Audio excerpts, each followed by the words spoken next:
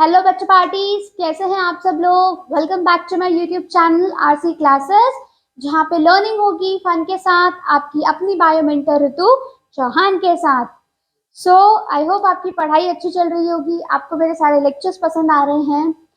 तो चलिए हम हमारा आज का लेक्चर शुरू करते हैं। तो अभी तक हम पढ़ रहे थे breathing and exchange of gases chapter, जिसमें हम पढ़ रहे थे पल्मोनरी वॉल्यूम और कैपेसिटी, जो कि हमने लास्ट लेक्चर में कंप्लीट कर ली थी, है ना। हैं आज हमें जो पढ़ना है वो है एक्सचेंज ऑफ गैसेस। ठीक है, तो हम शुरू करते हैं हमारी आज की कहानी और एक्सचेंज ऑफ गैसेस शुरू कर रहे हैं। लेकिन उससे पहले मुझे ये बताइए कि हमारी एक्सचेंज ऑफ गैसेस बेसिकली होती कहाँ है। Main site of exchange of gases क्या है?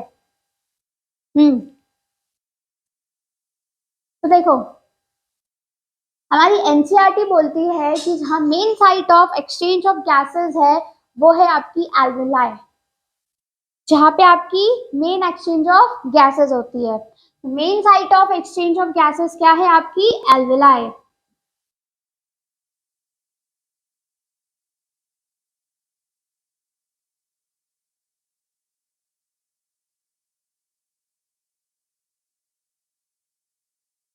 क्या है? एल्वेलाई। ठीक है, जहां पे आपकी एक्सचेंज ऑफ गैसेस होगा। आया समझ में? बेसिकली एक्सचेंज ऑफ गैसेस दो जगहों पे होती है। कहाँ कहाँ? देखो, पहली जो आपकी एक्सचेंज ऑफ गैसेस होती है वो होती है आपकी एल्वेलाई और ब्लड के बीच में। पहला एक्सचेंज क्या होगा? बिटवीन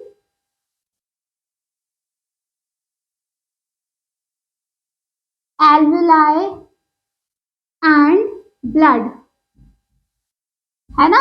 एल्वेलाई से, क्योंकि पहले वहां एक्सचेंज ऑफ गैसेस होगा तो ऑक्सीजन कहाँ जाएगा? आपके ब्लड में।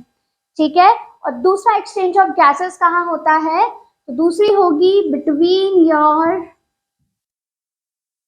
ब्लड एंड टिश्यू, क्योंकि मेन टिश्यू हमारा जो मतलब मेन आपकी जो साइट है, बेसिकली आपकी जो मंजिल है वो टिश्यू तक ऑक्सीजन पहुंचाना है, क्योंकि वहीं जाके तो आपका सेलुलर रेस्पिरेशन होगा, वहीं आपको एनर्जी मिलेगी, है ना। आया समझ में? तो जो बेसिकली एक्सचेंज कहाँ कहाँ हो रहा है, पहला एक्सचेंज हम कहाँ करवा रहे हैं? एल्वेलाई और ब्लड के बीच में, और दूसरा एक्सचेंज हो रहा है आपका between your blood and tissue. Clear? आया समझ में? थर्ड पॉइंट क्या है कि बेसिकली एक्सचेंज हो कैसे रहा है, कैसे हो रहा है? तो एक्सचेंज होता है सिंपल डिफ्यूजन से। कौन से डिफ्यूजन से होता है? सिंपल डिफ्यूजन, है ना। सिंपल डिफ्यूजन के थ्रू आपकी जो गैस है वो एल्वेलाई से ब्लड और ब्लड से टिश्यू में जाती है। क्लियर? आ रहा है समझ में? अच्छा ये बताओ, exchange of gases passive process है या एक्टिव प्रोसेस है? डिफ्यूजन करने में क्या कोई एनर्जी लगती है? नहीं। तो आपकी जो एक्सचेंज ऑफ गैसेस है वो बेसिकली पैसिव प्रोसेस है। आए समझ में? No energy required. ये तो हो गई कुछ बेसिक बातें जो कि एक्सचेंज ऑफ गैसेस के लिए है, कहाँ होती है, कैसे हो रही है, सिंपल डिफ्यूजन से, and it is a passive process. आया समझ में? अब एक्सचेंज कैसे हो रहा है वो पढ़ने से पहले हम ये देखेंगे कि ऐसे कौन कौन से फैक्टर्स हैं जो आपकी एक्सचेंज ऑफ गैसेस में, गैसेस की अदला बदली में अफेक्ट करते हैं, कि अगर वो फैक्टर्स में कुछ अगर दिक्कत होगी तो एक्सचेंज होगा या नहीं होगा, है ना। तो चलो सबसे पहले हम देखते हैं कि कौन कौन से फैक्टर्स हैं।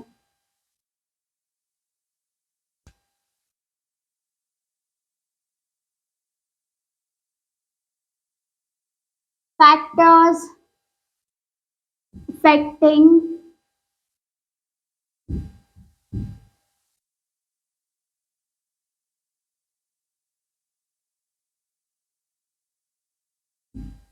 exchange of gases।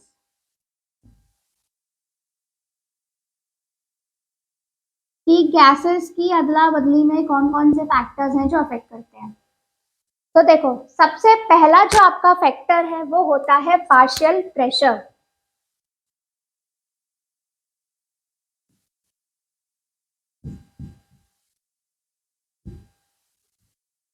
क्या होता है? Partial pressure. अब पार्शियल प्रेशर क्या होता है,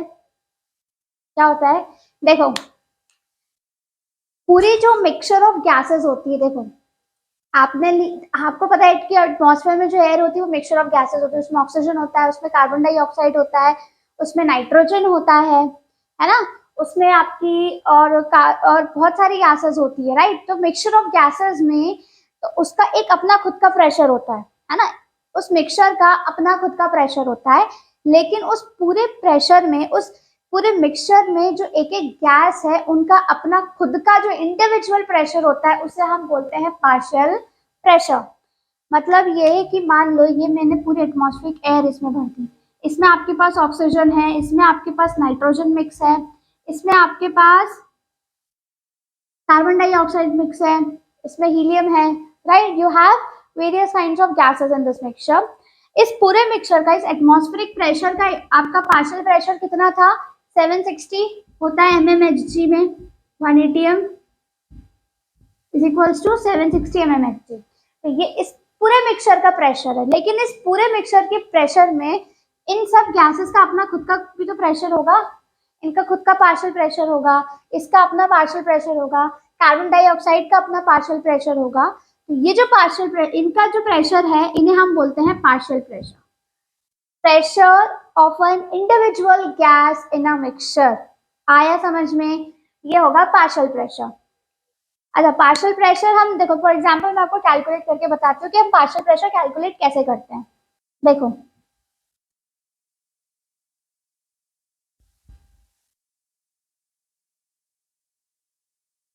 मैं सिर्फ आपको बता रही हूँ, देखो फॉर एग्जांपल अगर मैं ऑक्सीजन के पार्शियल प्रेशर की बात करूं, ठीक है, तो ऑक्सीजन का पार्शियल प्रेशर जो है एटमॉस्फेयर में कितना होता है, देखो आपको पता है कि कितनी, देखो टोटल प्रेशर कितना हो गया, 760 mmHg होता है, राइट। उसमें से आपको पता है एयर कंपोजिशन हम बचपन से पढ़ते आ रहे हैं कि एयर में ऑक्सीजन का कितना कंपोजिशन होता है, नाइट्रोजन का कितना, कार्बन डाइऑक्साइड का कितना। तो हमें पता है कि टोटल एयर में 21% हमारी क्या होती है, ऑक्सीजन। तो हम देखो सबसे पहले टोटल प्रेशर लिखो, टोटल प्रेशर गैस का कितना ही है। अब उस गैस के मिक्सचर में आपकी ऑक्सीजन का क्या परसेंटेज है, डिवाइडेड बाय 100। आ रहा है समझ में। आप जब इसको सॉल्व करोगे तो आपको कितना मिलेगा, 159 mmHg। When you will calculate it you will get this answer, maybe some point में भी आ सकता है बट अप्रोक्सीमेटली आपको ये आंसर मिलने वाला है 159 mmHg। आया समझ में। तो ये क्या हो गया, ये पूरी एयर के प्रेशर में ये ऑक्सीजन का प्रेशर है, जिसे हम बोलेंगे ऑक्सीजन का पार्शियल प्रेशर। आया समझ में। सिमिलरली आप नाइट्रोजन का कैलकुलेट कर सकते हो, आप ऑक्सीजन का, कार्बन डाइऑक्साइड का भी कैलकुलेट कर सकते हो। आया समझ में, क्लियर है ये सब। ये तो हो गया पार्शियल प्रेशर की बात, कि भाई पार्शियल प्रेशर क्या होता है, ऑक्सीजन का हमने देखा। तो अब ये मुझे बताओ कि, सोचो कि पार्शियल प्रेशर से क्या, कैसे exchange of gases partial pressure से आपको अफेक्ट करेगी, कैसे पार्शियल प्रेशर जो है वो एक्सचेंज ऑफ गैसेस को अफेक्ट करेगा। सिंपल है, मैंने आपको जब हमने मैकेनिज्म पढ़ा था तो हमने क्या देखा था कि एयर हमेशा उसके हायर प्रेशर से लोअर प्रेशर तक मूव करेगी। आया समझ में। एयर क्या कर रही है, उसके हायर प्रेशर से लोअर प्रेशर तक से मूव कर रही है ना, हायर प्रेशर से। तो सिमिलरली आपकी जो गैसेस है एक्सचेंज के टाइम पे भी, अब वो अपने हायर पार्शियल प्रेशर से, हायर पार्शियल प्रेशर से लोअर पार्शियल प्रेशर की तरफ मूव करेगी। मतलब जब आपको एक्सचेंज करवाना है, जहां भी आपको गैस भेजनी है, जहां पे वो अभी है वहां से उसका प्रेशर, जहां उसका डेस्टिनेशन है वहां उसका प्रेशर कम होना चाहिए। आया समझ में। मतलब ये कि मान लो suppose if this is your alveoli, ये आपका एल्वेलाई है, ये हो गया आपका क्या, ब्लड वेसल, ठीक है। मुझे एल्वेलाई से ऑक्सीजन को यहाँ इसका एक्सचेंज करवाना है और कार्बन डाइऑक्साइड को मुझे यहाँ ब्लड से एल्वेलाई में पहुंचाना है, ठीक है। तो एल्वेलाई में इसका पार्शियल प्रेशर ऑक्सीजन का क्या होना चाहिए, ज्यादा, और ब्लड में उसका पार्शियल प्रेशर होना चाहिए कम। हम जब आगे देखेंगे तो आपको और क्लियर होगा। तो अगर पार्शियल प्रेशर ऑक्सीजन का यहाँ कम होगा और यहाँ यहाँ ज्यादा होगा, यहाँ कम, तो ऑक्सीजन डिफ्यूज कर जाएगी। सिमिलरली यहाँ पे कार्बन डाइऑक्साइड का प्रेशर जो है CO2 का वो ज्यादा होना चाहिए और यहाँ पे होगा कम, तो वो एल्वेलाई में डिफ्यूज कर जाएगी। आया समझ में कैसे पार्शियल प्रेशर से आपका डिफ्यूजन हो रहा है? तो हमेशा पार्शियल प्रेशर क्या होगा, हायर पार्शियल प्रेशर से लोअर पार्शियल प्रेशर में आपकी गैस क्या करेगी, ट्रैवल करेगी या डिफ्यूज करेगी। आया समझ में? तो डिफरेंस होना जरूरी है पार्शियल प्रेशर में, है ना? तो जितना ज्यादा डिफरेंस होगा गैस उतना ज्यादा एक्सचेंज होगी। आया समझ में? नाउ नेक्स्ट, ये तो हो गया पहला। दूसरा फैक्टर होता है आपका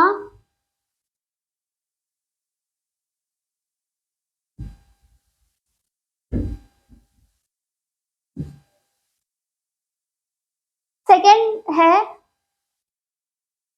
सेकेंड होता है थिकनेस ऑफ मेम्ब्रेन। फैक्टर क्या है? Thickness of membrane. अब कौन सी मेम्ब्रेन की बात कर रहे हैं यहाँ? हम ऑलरेडी पढ़ चुके हैं। अब चाहो तो मेरा जो ह्यूमन रेस्पिरेटरी जो ह्यूमन रेस्पिरेटरी सिस्टम वाला जो लेक्चर है, जिसकी लिंक मैं आपको दे दूंगी डिस्क्रिप्शन बॉक्स में, आप वहाँ जा सकते हैं। और एल्वेलाई में मैंने मेम्ब्रेन के बारे में बताया है, यहाँ भी बता रही हूँ, बट डिटेल में आपको देखना है तो आप वहाँ देख सकते हो। तो जब हम थिकनेस ऑफ मेम्ब्रेन की बात कर रहे हैं तो हम यहाँ बात कर रहे हैं रेस्पिरेटरी मेम्ब्रेन की। कौन से मेम्ब्रेन की बात कर रहे हैं हम? Respiratory membrane. मैंने आपको बताया था कि रेस्पिरेटरी मेम्ब्रेन में हमारी तीन चीज मिलकर रेस्पिरेटरी मेम्ब्रेन बना रही थी। याद है? अगर आपको डायग्राम अगर ये याद हो, ये है ना, ये एल्वेलाई है, यहाँ आपकी ब्लड वेसल थी, ठीक है। एल्वेलाई में एल्वेलाई का अब देखो तीन थी। एल्वेलाई में आपकी जो पहला था वो यहाँ पे जो आपकी एल्वेलाई की जो मेम्ब्रेन लेयर थी, कौन सी? सिंपल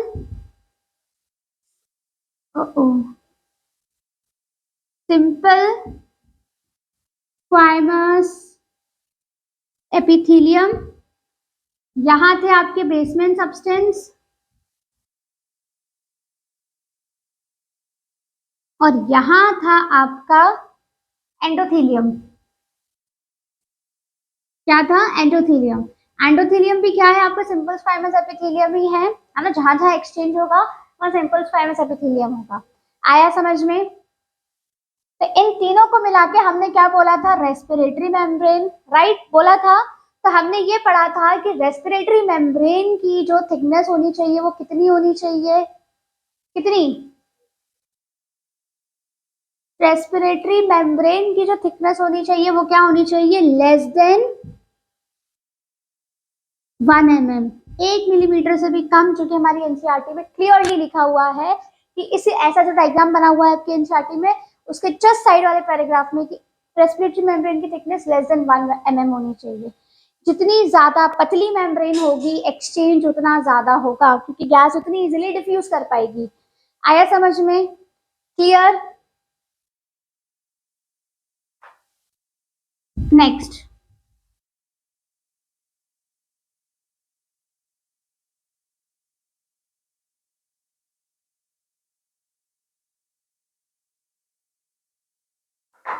ठीक है, लेस देन 1 mm होनी चाहिए थिकनेस।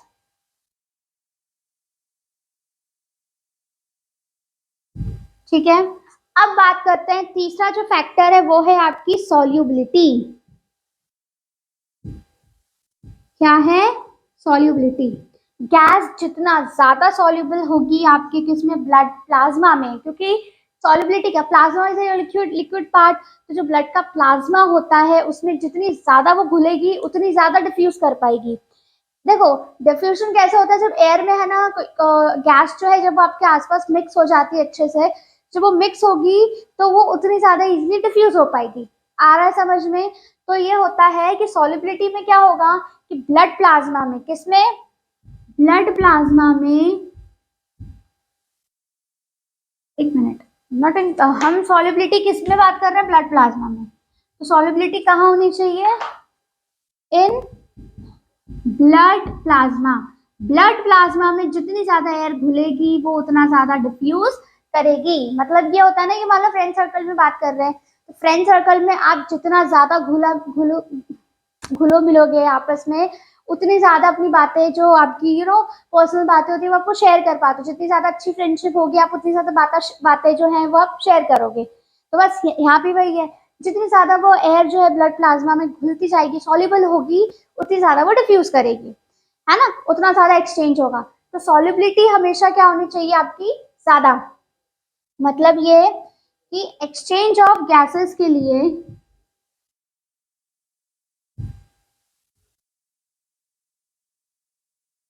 डायरेक्टली प्रोपोर्शनल होती है किसकी, डायरेक्टली प्रोपोर्शनल होता है किसके, सॉल्युबिलिटी के। मतलब जितनी ज्यादा सॉल्युबिलिटी होगी एक्सचेंज ऑफ गैसेस उतना ज्यादा होगा। थिकनेस क्या होती है, इनवर्सली प्रोपोर्शनल। थिकनेस क्या होती है, अगर मैं थिकनेस की बात करूं तो थिकनेस जो होती है वो इनवर्सली प्रोपोर्शनल होती है एक्सचेंज ऑफ गैसेस के, क्योंकि जितनी ज्यादा थिकनेस होगी एक्सचेंज ऑफ गैसेस उतना कम होगा, और जितनी कम थिकनेस होगी एक्सचेंज ऑफ गैसेस उतना ज्यादा होगा। आया समझ में, सॉल्युबिलिटी समझ में आई। चलो अब एक सॉल्युबिलिटी का एक पॉइंट और लिखती हूँ मैं, उसके बाद देखो सॉल्युबिलिटी का क्या है पार्ट, देखो हम कंपेयर करेंगे अब हम तीन गैसेस की, ऑक्सीजन, कार्बन डाइऑक्साइड और कार्बन मोनोऑक्साइड। कार्बन मोनोऑक्साइड को हम क्यों कंपेयर कर रहे हैं ये मैं आपको बताऊंगी जब हम ट्रांसपोर्ट ऑफ गैसेस पढ़ेंगे। अभी सिर्फ आप इतना ध्यान रखो इन तीनों गैसेस का कंपैरिजन, कि इन तीनों में से कौन सी ज्यादा गैस ज्यादा सॉल्युबल होती है। ठीक है, देखो अगर हम ऑक्सीजन की, और देखो ऑक्सीजन जो होता है वो देखो सबसे ज्यादा जो कम सॉल्युबल होती है वो होती है आपकी ऑक्सीजन, उसके बाद होता है CO2, फिर आता है कार्बन मोनोऑक्साइड। ये जो आपको सीक्वेंस दिख रहा है ना, ये तो स्टार मार्क कर लेना, सबसे ज्यादा फेवरेट क्वेश्चन है, नीट में बहुत बार पूछा जाता है। ठीक है, ये सीक्वेंस देते हैं कि सबसे ज्यादा सॉल्युबल कौन है, तो सबसे कम होती है ऑक्सीजन, और सबसे ज्यादा जरूरत हमें किसकी होती है, ऑक्सीजन की, और सबसे ज्यादा कम सॉल्युबल भी वही होती है। सबसे ज्यादा होती है कार्बन मोनोऑक्साइड, फिर होती है आपकी carbon dioxide, and then your oxygen. अच्छा, कार्बन डाइऑक्साइड जो होती है आपकी एनसीईआरटी में सिर्फ इसका दिया हुआ है, क्लियरली लिखा हुआ है कि ये इससे 20 to 25 टाइम्स ज्यादा सॉल्युबल होती है कार्बन डाइऑक्साइड। ऑक्सीजन से 20 से 25 टाइम ज्यादा क्या सॉल्युबल होती है, कार्बन डाइऑक्साइड। अब अगर मैं कार्बन मोनोऑक्साइड की बात करूं, तो मैं रब करती हूँ, मैं अगर कार्बन मोनोऑक्साइड की बात करूं तो वो ऑक्सीजन से कितनी ज्यादा सॉल्युबल होती है, वो होती है ऑक्सीजन से 200 to 250 टाइम्स मोर सॉल्युबल। आया समझ में, ये से ज्यादा सॉल्युबल होगी। आया समझ में, ऑक्सीजन से। आया, तो जितनी ज्यादा सॉल्युबिलिटी उतना ज्यादा एक्सचेंज ऑफ गैसेस। तो एक्सचेंज सबसे ज्यादा कौन इजीली कर पाती, कार्बन डाइऑक्साइड या फिर carbon monoxide if it is present. Clear, आया इतना समझ में। अब मैं बाकी की, हम इसकी क्यों बात कर रहे हैं, अपन ट्रांसपोर्ट ऑफ गैसेस में देखेंगे। क्लियर, अब हम ये देखेंगे कि एक्सचेंज हो कैसे रहा है। ठीक है, पहले मैं एक डायग्राम बनाऊंगी उसके बाद आपको समझाऊंगी।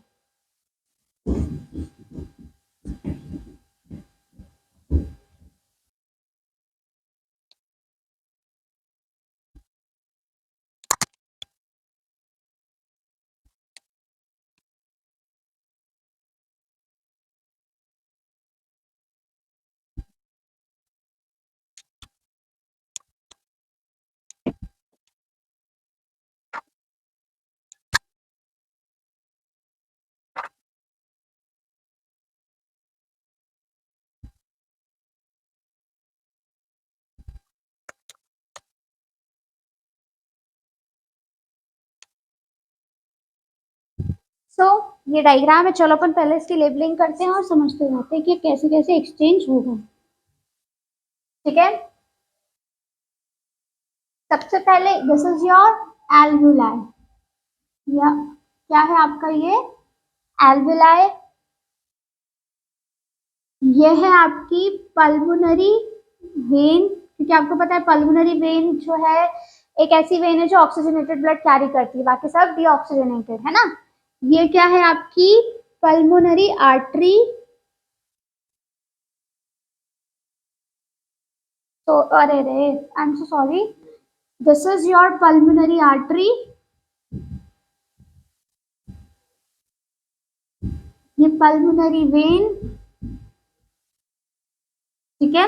ये है आपकी सिस्टमिक आर्टरी। कौन सी? Systemic artery.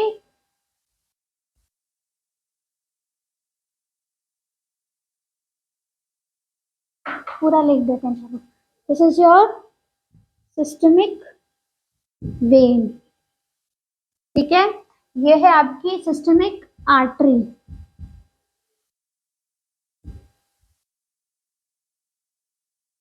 और ये मैंने पी डॉट लिखा है, this is your pulmonary vein and this is your pulmonary artery. और ये है आपका टिश्यू, ठीक है। This is your tissue. Clear? आया समझ में? अब देखो, आपकी जो ऑक्सीजन है वो एल्वेलाई से कहाँ आएगी? वो आएगी ब्लड वेसल में। किसमें? पल्मोनरी वेन में। और यहाँ आपका, अब जैसे ही ऑक्सीजन आपके ब्लड में मिक्स हुई तो आपका ब्लड क्या हो जाएगा? Oxygenated blood. कौन सा ब्लड है ये आपका? Oxygenated blood. आया समझ में? Oxygenated blood. अब जैसे ही ऑक्सीजनेटेड ब्लड, अब क्योंकि देखो, अब आपका जो सिस्टमिक आर्टरी वाला जो ये है, यहाँ पे ऑक्सीजन का जो पार्शियल प्रेशर है वो कितना है? 95 mmHg। 95 mmHg। तो ब्लड से ऑक्सीजन कहाँ आ गई आपके ब्लड में?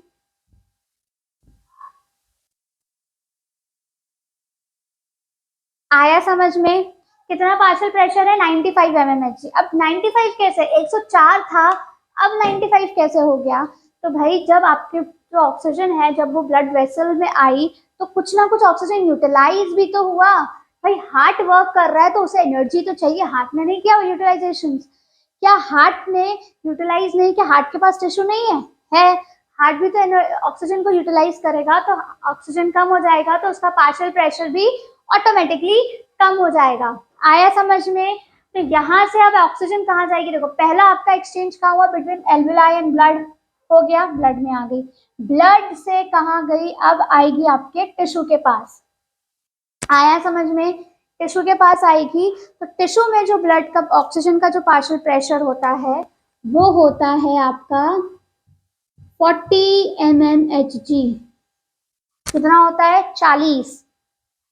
ये हायर है, ये लोअर है। ऑक्सीजन कहाँ आ जाएगी? आपके टिश्यू के अंदर। आ गई ऑक्सीजन टिश्यू में। क्लियर? आया कैसे एक्सचेंज हुआ? पार्शियल प्रेशर ज्यादा, पार्शियल प्रेशर कम, तो एल्वेलाई में डिफ्यूज हो गई। ब्लड में पार्शियल प्रेशर कितना हो जाता है? 95 mmHg। तो क्या हुआ? ब्लड में आ गई। ब्लड से जब टिश्यू के पास गई तो टिश्यू के पास ऑक्सीजन का कितना होता है? 40 mmHg।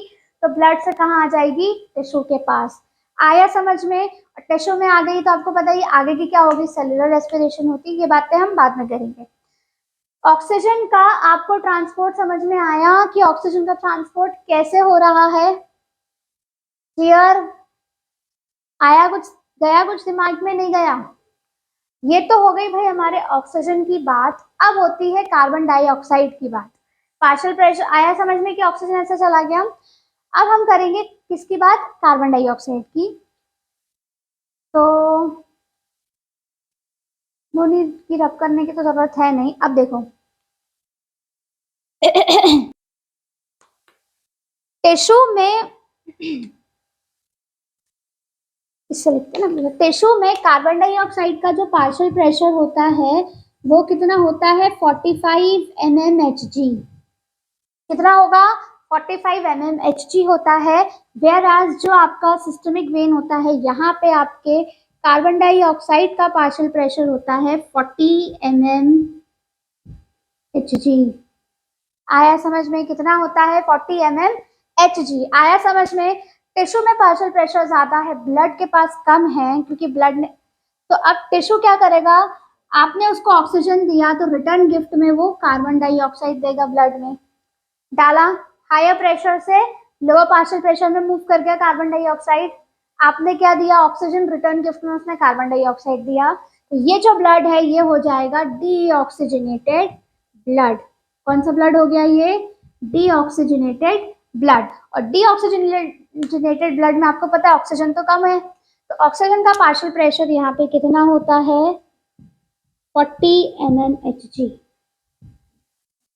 आया समझ में? ये क्या हो गया? Deoxygenated blood. अब कार्बन डाइऑक्साइड मूव कर रही है, टिश्यू से ब्लड में गई, ट्रैवलिंग कर रही है, करते करते करते करते कहाँ पहुंचेगी? एल्वेलाई के पास। और एल्वेलाई के पास जो कार्बन डाइऑक्साइड का पार्शियल प्रेशर होता है वो कितना होता है? 40 mmHg। कितना होगा? 14 mmHg। सॉरी, इधर एक गड़बड़ हो गई है। आपकी जो पार्शियल प्रेशर होगा सिस्टमिक वेन में वो 45 mmHg होता है और आपके एल्वेलाई में 40 है ना? 45 है, फिर ट्रैवल करेगा तो क्या होगा? यहाँ पे ब्लड में कितना है? 45 और आपके एल्वेलाई में कितना है? 40। तो फिर वो कहाँ ट्रैवल कर जाएगा? आपके एल्वेलाई में। आया समझ में? कहाँ ट्रैवल कर रहा है? In your alveoli. कर गया ट्रैवल एल्वेलाई में? कर गया ट्रैवल। कहाँ करा? एल्वेलाई में चला गया। अब एल्वेलाई में अब एटमॉस्फेरिक जो पार्शियल प्रेशर होता है वो होता है इसका 0.3 mmHg। बाहर है प्रेशर कम, अंदर है प्रेशर ज्यादा, तो air will come out, CO2 बाहर, एक्सपायरेशन हो गया। आया समझ में? क्लियर है? अच्छा, ऑक्सीजनेटेड ब्लड में CO2 का जो पार्शियल प्रेशर होता है वो होता है 40 mmHg। आया समझ में? एक्सचेंज ये पूरा अच्छे से समझ में आ रहा है? एक बार और मैं क्लियरली बता देती हूँ। चलो एक बार और हम देख लेते हैं। देखो, सबसे पहले क्या था कि आपका जो PO2 है इसका पार्शियल प्रेशर एटमॉस्फेयर में कितना है? ऑक्सीजन का 159, एल्वेलाई में कितना है? 104। बाहर ज्यादा है, अंदर कम है, तो ऑक्सीजन कहाँ ट्रैवल कर रही है? हायर पार्शियल प्रेशर से लोअर पार्शियल प्रेशर की तरफ गई आपके ऑक्सीजन। कहाँ? एल्वेलाई में। एल्वेलाई में इसका 104 है और जैसे ही एल्वेलाई से और ब्लड में इसका कितना है? 95 mmHg है ब्लड में। तो यहाँ ज्यादा है, यहाँ कम है, तो कहाँ चली जाएगी? In your blood. पहला एक्सचेंज हो गया बिटवीन एल्वेलाई एंड ब्लड, हो गया। एल्वेलाई में कितना था? 104। आपके ब्लड में कितना है? 95 mmHg। तो कहाँ ट्रेवल कर रही है ये? आपके एल्वेलाई से कहाँ गई? आपके ब्लड में। जैसे ही ऑक्सीजन गई ब्लड में, आपका जो ब्लड है वो क्या हो जाएगा? Oxygenated blood. ऑक्सीजनेटेड ब्लड हो चुका है। अब ब्लड कहाँ जा रहा है? आपके हार्ट में। हार्ट में कहाँ कहाँ जा रहा है? देखो, ये राइट एट्रियम है, ये भी, ये लेफ्ट एट्रियम है, ये राइट वेंट्रिकल है, ये लेफ्ट वेंट्रिकल है। आया समझ में? तो ऑक्सीजनेटेड ब्लड कहाँ जाएगा? पल्मोनरी वेन से होकर लेफ्ट एट्रियम में, लेफ्ट एट्रियम से गया कहाँ? लेफ्ट वेंट्रिकल, और लेफ्ट वेंट्रिकल से कहाँ जाएगा?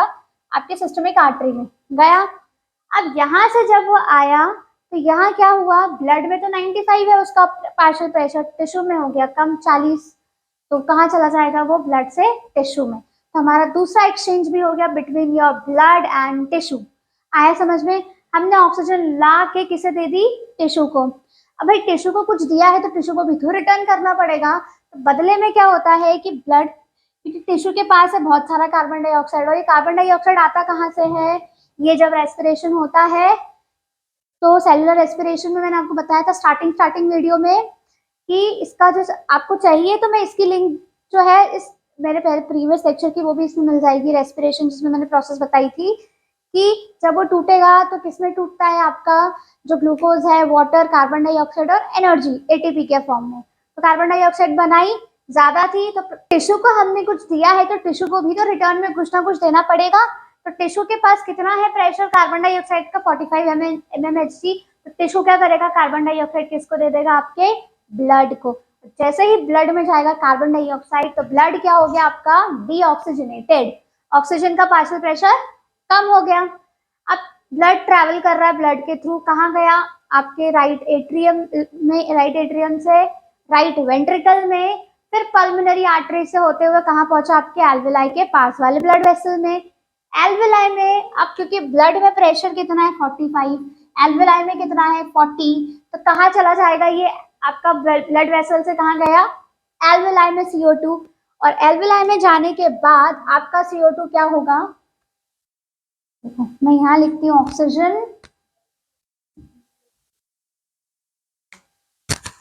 ये CO2, CO2 क्या होगा? अब देखो एल्वेलाई में कितना प्रेशर है 40, एटमॉस्फेयर में कितना है 0.3 mmHg, तो CO2 बाहर, एक्सपायरेशन की प्रोसेस हो जाएगी। आया समझ में? आई होप आपको एक्सचेंज ऑफ गैसेस अच्छे से समझ में आया होगा। मैंने बहुत इजी करके समझाया है, ठीक है, क्लियर? ओके, तो आज के लिए सिर्फ इतना ही।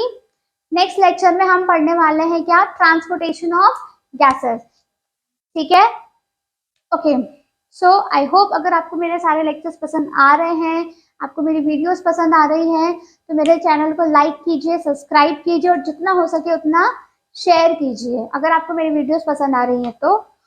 और अगर आपको कोई भी डाउट है आप मुझे कमेंट बॉक्स में बताइए, मैं आपके सब डाउट्स को क्लियर करूंगी। All the best, thank you so much.